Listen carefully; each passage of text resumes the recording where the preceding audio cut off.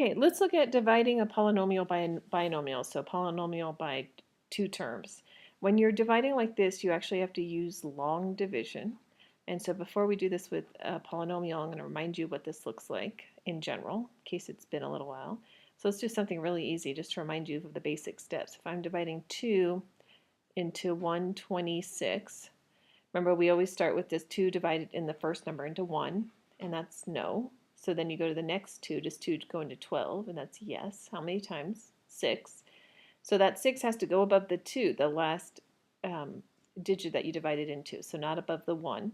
And then you multiply 2 times 6, which is 12, and you subtract these two numbers, which is 0.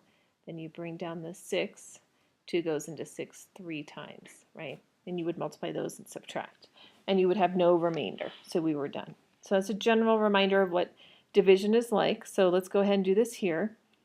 I'm going to divide 5x plus 1 into 10x squared plus 17x plus 3. So what you do when you're dividing like this is you just look at the first terms. So I look at my first term over here, and it's a 5x, and I look at my first term over here, it's a 10x squared.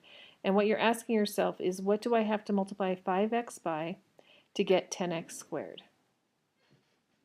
And that is, what do you first start with a number? What do you have to multiply 5 by to get 10? That's a 2. What do you need to multiply x by to get x squared? That's an x.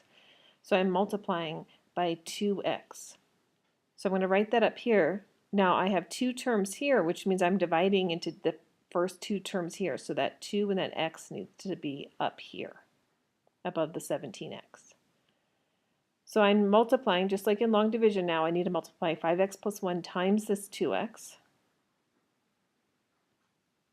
And I'll do that off to the side, because remember you need to distribute that 2x, so I'm going to get 10x squared plus 2x. So don't forget to distribute.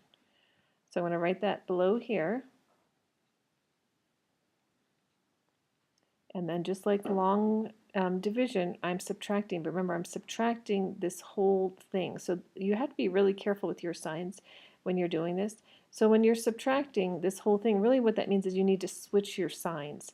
So I'm going to make this plus, so that makes this 10 negative, and it makes this positive 2 negative. And that way, now be really careful when you go to subtract. So what should happen is these 10x squared should cancel. That's why I picked 2x. What did I have to multiply 5x by to get 10x squared? Because I want those to cancel. Now I subtract 17x minus 2x, and I get 15x.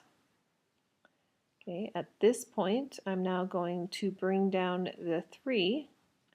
So I'm going to put a plus 3 right here.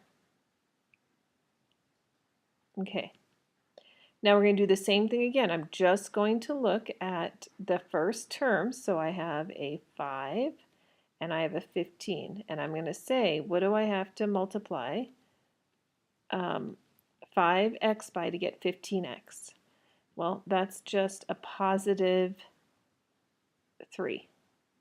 Because I want a positive 15. I want it to be the exact same. I already have the x, so I just need to multiply 5 by 3 to get 15.